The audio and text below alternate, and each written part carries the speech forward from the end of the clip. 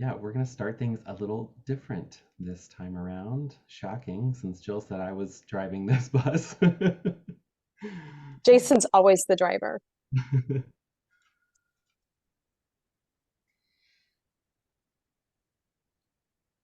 Oops, maybe.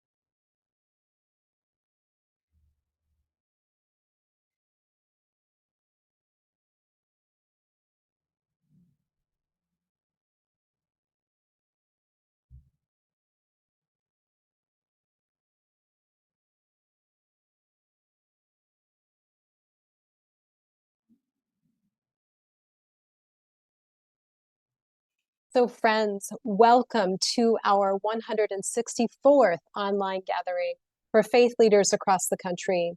As you saw in our opening slides, this regular gathering is called Courageous Leadership, and it's sponsored by ELCA's Coaching Ministry. I am Jill Beverlin. I use the pronoun she, her, and I am the Director of Coaching for this ministry and one of your facilitators today. I am Jason O'Neill. I use any and all pronouns, and I am the Senior Administrative Support Person for ELCA Coaching and one of your other facilitators. Let us begin our work by entering into a place of peace and prayer together. May we release the myth of independence and make a declaration to embrace and nourish our interdependence. May we pledge allegiance to the land, to the waters, to our human and non-human kin, to the earth body we call home. May we find our house of worship in the trees, the sky, the dirt, the mountains, in our own bodies. May we find new places of power shimmering along the edges of what we think is the only way forward.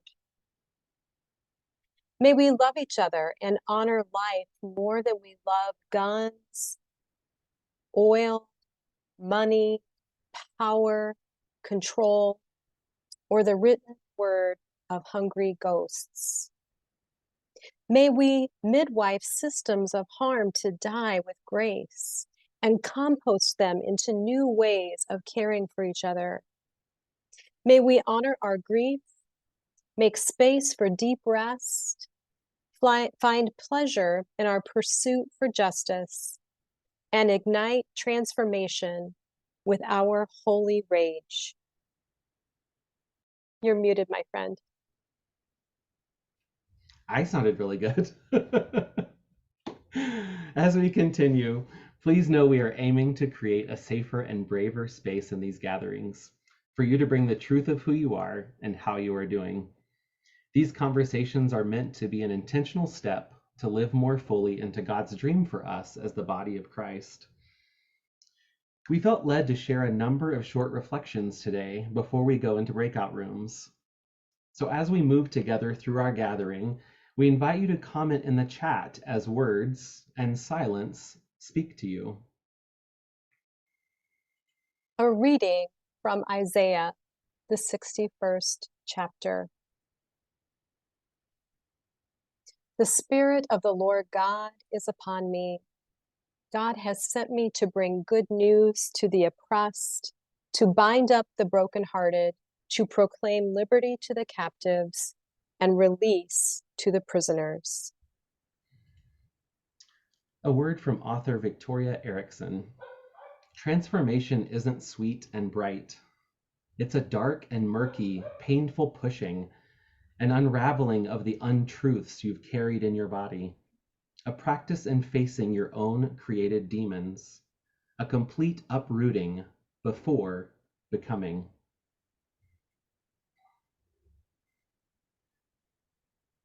Now let us receive these words from Black Liturgies by Cole Arthur Riley. Tired by Langston Hughes. I am so tired of waiting, aren't you, for the world to become good and beautiful and kind? Let us take a knife and cut the world in two and see what worms are eating at the rind. The world is splitting open, not the way fruit splits open, the way a secret splits open. It's a season of unmasking, of veils lifted. We are seeing our collective soul with a clarity that is disorienting. Listen for the apathy, the cruelty, and neglect. Then listen closely for all who dare resist. Inhale, the world reveals itself. Exhale, I lift the veil. Inhale, the night is long. exhale, my soul keeps watch.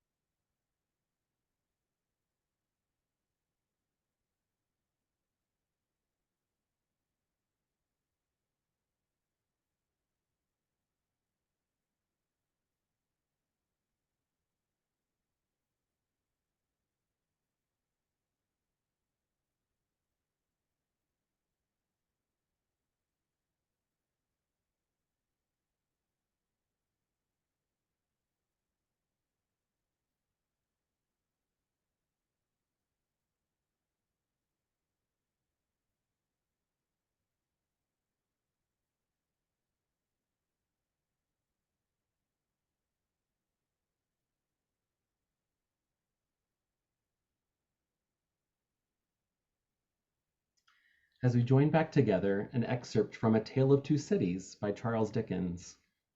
It was the best of times, it was the worst of times. It was the age of wisdom, it was the age of foolishness. It was the epoch of belief, it was the epoch of incredulity. It was the season of light, it was the season of darkness. It was the spring of hope, it was the winter of despair. Next, a reminder from a comrade in alignment with our purpose for these gatherings. Despair is too convenient for the ruling class. Imperialism bets on hopelessness and apathy. What it doesn't count on is how struggle and solidarity give us clarity, purpose, and determination. Because practice is how we learn to love, how we become more human. And a related reminder from a fellow human: we seldom admit the seductive comfort of hopelessness. It saves us from ambiguity. It has an answer for every question. There's just no point. Hope, on the other hand, is messy. If it might all work out, then we have things to do. We must weather the possibility of happiness. Next, we invite you to reflect upon this image while listening to this excerpt from The Wild Will Call You Back by Gina Perot. There are things you can only learn on your knees or in a storm, or when the cracks in the foundation of this modern world open a chasm of uncertainty beneath your feet. Your discontent with what has been named normal is both grief and longing for what your mind has forgotten, but your body remembers. You can feel it in the way a child's laughter disrupts your commitment to what is appropriate and makes space for foolishness and magic. You can feel it in the way that water has taught you how to be a vessel and how to spill. Can you trace your lineage all the way back to salt, the same that now stains your face with both sadness and laughter, excites your tongue, and protects your prayers? You are diasporic, ecological, Holland, a vast territory of many wild bodies melting into each other, dressed up as human, simultaneously living and dying, shaping and dismantling, filling up and boiling over, ashes to ashes, stardust to bone. What language do you grieve in? What is the mother tongue for that which twists and contorts your body, wringing oceans from your skin? The gravity that pulls you down to your knees, forehead to ground, broken open, at the altar of all you've lost and how much you've loved. Can we fall apart together? Make a commitment to search for the truth, but promise to never find it.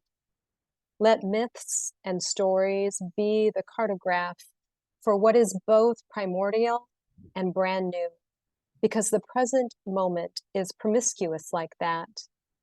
compost ourselves down into the dirt beneath the dirt, and tend the embers, the light, the ancient fires that lights the ancient fires in our bellies.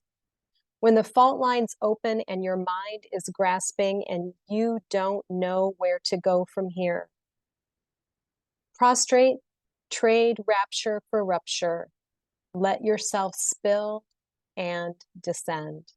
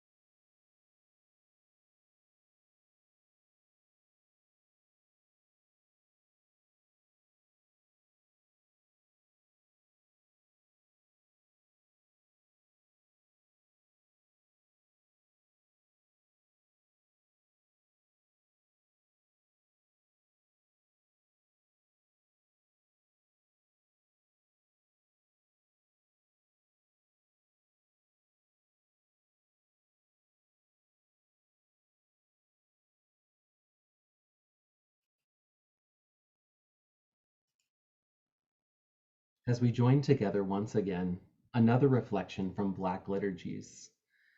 I am often struck by the dangerous narcissism fostered by spiritual rhetoric that pays so much attention to individual self-improvement and so little to the practice of love within the context of community.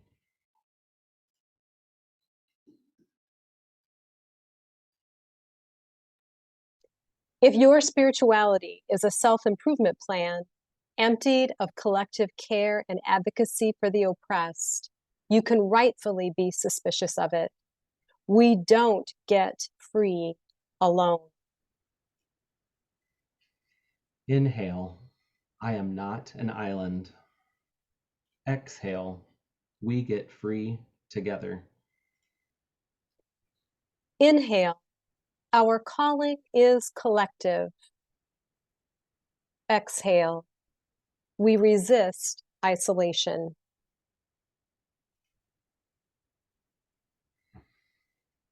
We pray these reflections and intentional moments of silence have been meaningful for you today. Now we'd like to give you some time to the practice of love with the context of community, as we heard from Bell Hooks, by sending you into small groups. As you explore your learning and awareness through our Lutheran lens of both and, here are a few questions for your consideration as courageous leaders. How did you experience these moments of silence today? From everything shared today, what spoke to your heart and soul? And last, in what direction is God calling you to take your next most faithful step?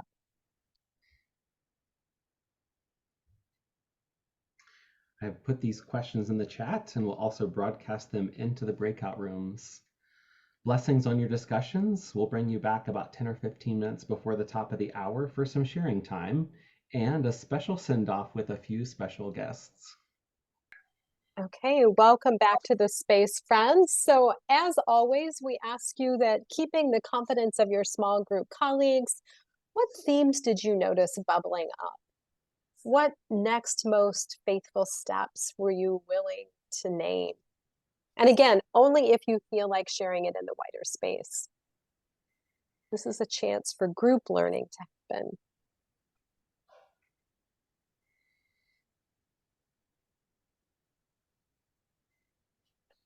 I'll share. I think that our group, we talked a lot about trust, letting,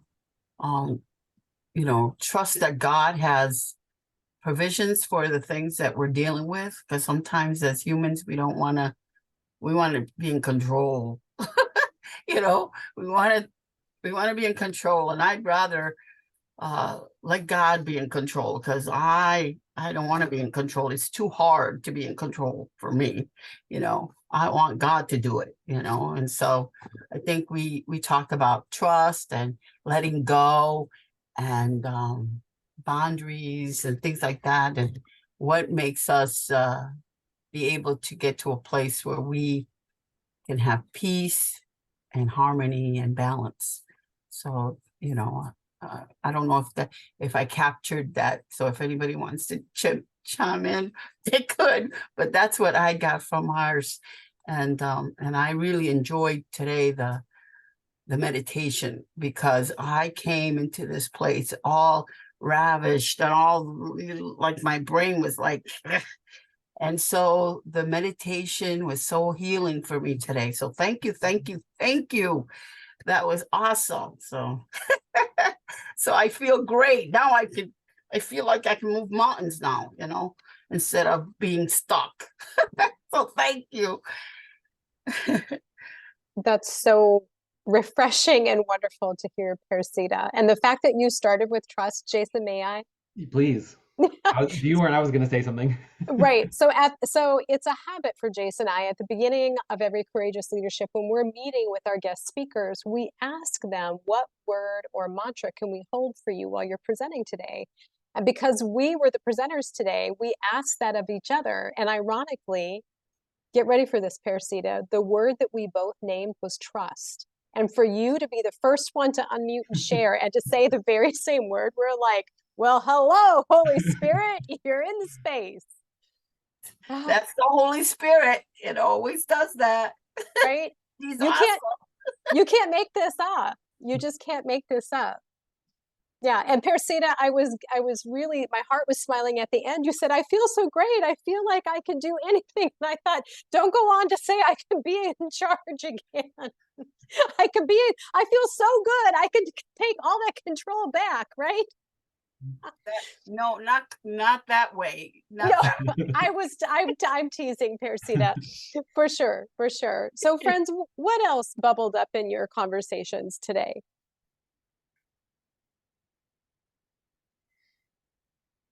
We too talked about trust and finding grace in the midst of the craziness. And the reminder that, so as we're heading into Christmas, right?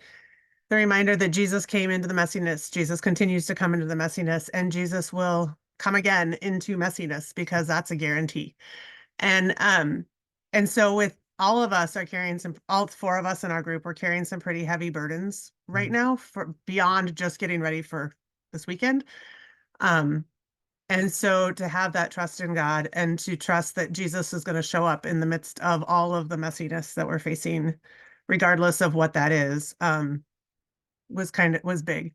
And taking the time, I agree, to the space for silence and the space for inhaling and exhaling was important in our group today. Yeah. Carey, if I may ask a follow-up, if it doesn't feel too personal, how did it feel to realize that Spirit puts you in a room? Because again, Jason and I don't know who's showing up. Jason builds these breakout rooms. How did it feel, Carey, to realize that Spirit puts you in a room where there were others that were also carrying very heavy burdens? How did that impact you? Well, I mean, it's a good space. And I mean, I have trust with some of these people. Like Wendy and I were in level 1 training together, and we were in the same cohort. So like, we've been together for a while, actually. So, and I've been in the space with Stephanie and with Sylvia before. And so to at least have been in space with those people before makes it a little easier to share the things that are, the things you're carrying, because you've already built a little bit of trust. So I was kind of glad when I saw who popped up in the room, because I was like, oh, this is a good space for me today. So that's awesome. Yeah, thank you for naming that. It's important for us as facilitators to hear what helps build that ecology for you. Mm-hmm. And our next faithful step is to get through this week, and then to uphold each other in prayer. Mm-hmm. Love that. And Sylvia, what difference does it make in you to know that there are others out there that are intentionally holding you in prayer. It's why I keep coming back each week. Powerful stuff, friends.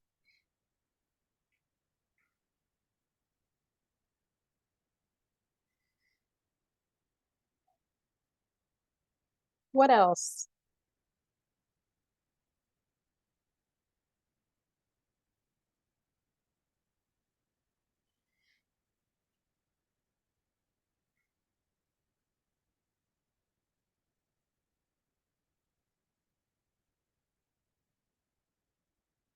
You had asked us, the first question, or one of the questions was what stuck out to you the most in the readings, that, and that we don't find freedom alone. And that's why things like this are important, because we need each other.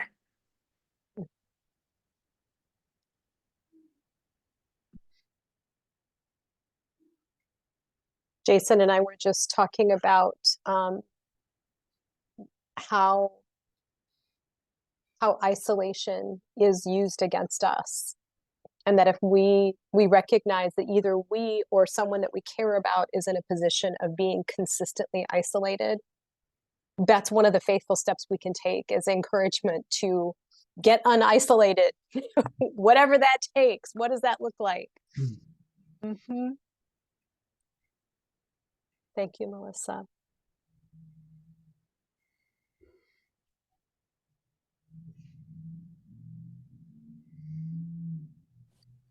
And just one thing I want to add, just the practice of being silent. We had some challenges in our group, how that doesn't work for everybody. But my own personal experience is that it takes time, because it's a process to be able to be quiet and to be still. And I just enjoyed that part, especially the water part too. So. Thank you, Pastor Gwen. Pastor Gwen, in the silence, if I may ask, how does God show up for you? Thanks for asking that. I'm able to hear when God is speaking to me internally. And it's because, like I said, I've been practicing being quiet for really a number of years. It's not that it's just now has happened. It has evolved over time, over experience.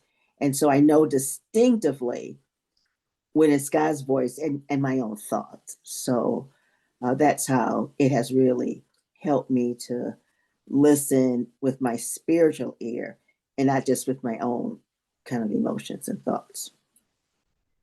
How beautifully said. And what an amazing tool of discernment you've developed in your lifetime, Pastor Gwen. To listen with your spiritual ear. Isn't that a great phrase, friends? Yeah, yeah. Jason, how are we on time? Are we ready to move along? Probably just to honor time. I want to keep listening, and I got a couple of things I felt led to share. So yeah, I think let's do that. And then thank you, Jill, for helping me watch.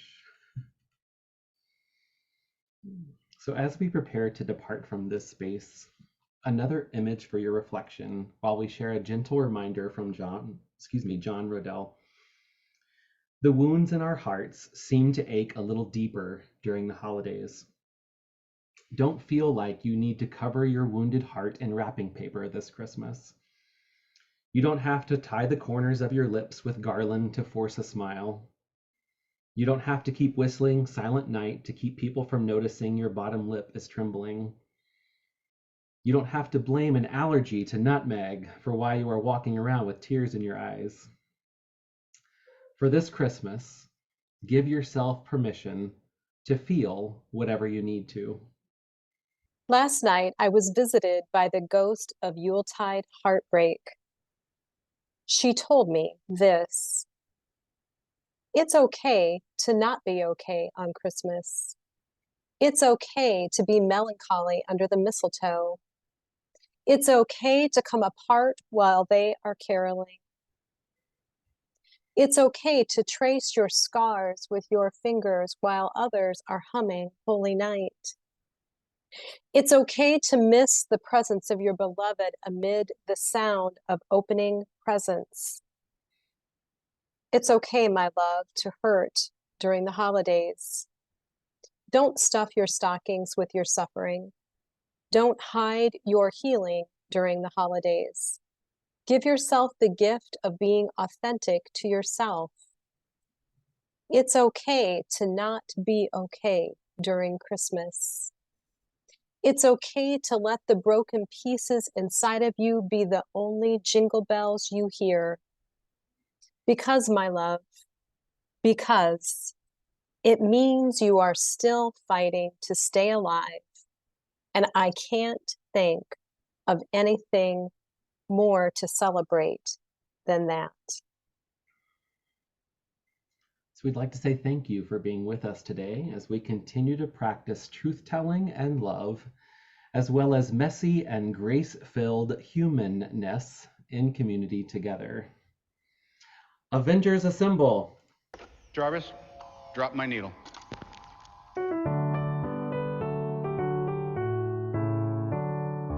Joy to the world, the Lord is come. Let earth receive her King. King, we wish you a Merry Christmas. We wish you a Merry Christmas. We wish you a Merry Christmas and a Happy New Year. Glad tidings we bring to you and your Hulk. Glad tidings for Christmas and a Happy New Year. I am Groot. I am Groot. I'm Groot. I am Groot. I am Groot. I am Groot. Groot. I am Groot. Groot. Groot. Groot. Groot. Excelsior, true believers! Happy holidays from Stanley. Happy New Year. That's awesome. Oh, well, friends, a reminder that we will not be gathering next week on December 27th. So you can join us back here on January 3rd. We do pray that your holidays are gentle and meaningful. Thank you again for being together for our 3 Advent mashups. It was great. Let's give Jason a big hand. He did so well putting this together. And seriously, who did find the time to make those videos? Because they were crazy good. And friends, as you leave this space, as always, we ask you to remember that you are seen, you are valued, and you indeed are loved. And we here at ELCA Coaching Ministry are here to walk with you. God bless you, friends. Blessings, Christmas blessings, Feliz Navidad. Yes. Thank you, Cressida. Thank you, friends. Enjoy. You are Bye seen now. too.